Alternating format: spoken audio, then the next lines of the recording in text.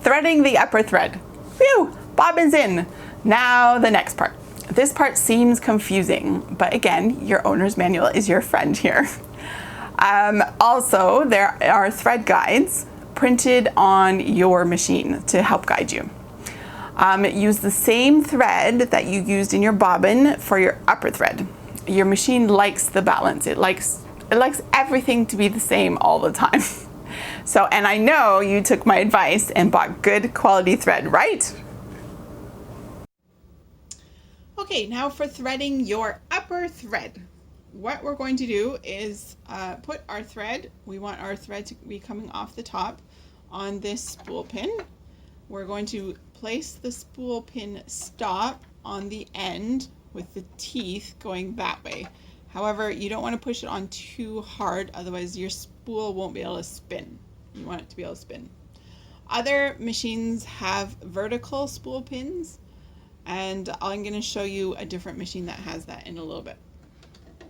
Okay, so now you're going to take your threads, check your owner's manual to see how your machine is threaded, but this is the general rules for threading machines, okay? You want your hand crank to be all the way in, and this little hook,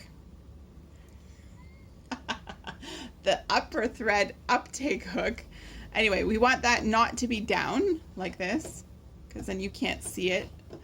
You want it to be all the way up, as high up as it goes. So turn your hand crank towards yourself until you see it up at the top.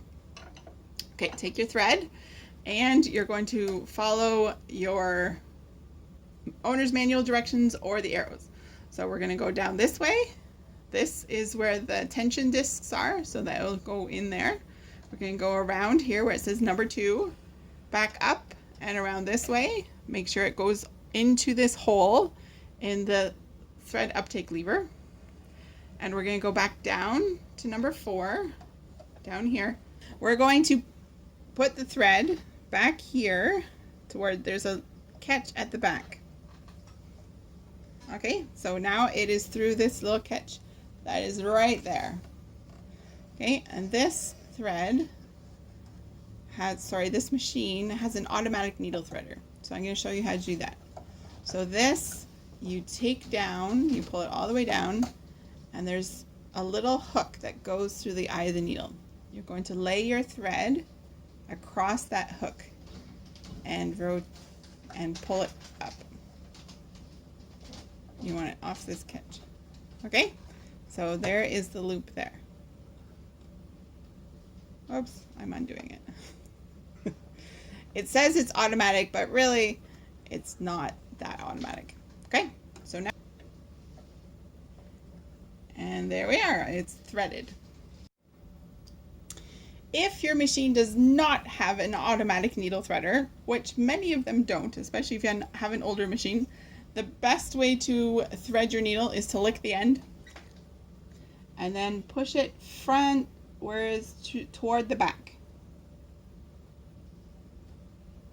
And it's just a matter of finding the right spot. So there we go. It's probably faster for me to do that than the automatic threader. Anyway, there we go. And so again, you put your threads towards the back. Now there's one more step and then you're going to be ready to sew. Okay, so you are going to grab this thread and your hand crank, and you're going to turn your hand crank toward yourself. You're going to watch the needle go down and it's going to pull up this bobbin thread. Okay, so you just keep turning your hand crank until it pulls that thread up. Oh, you want it to come up all the way. There it is. There's a brown thread there. And you're going to pick that out. And both threads go through the center of the presser foot and out towards the back.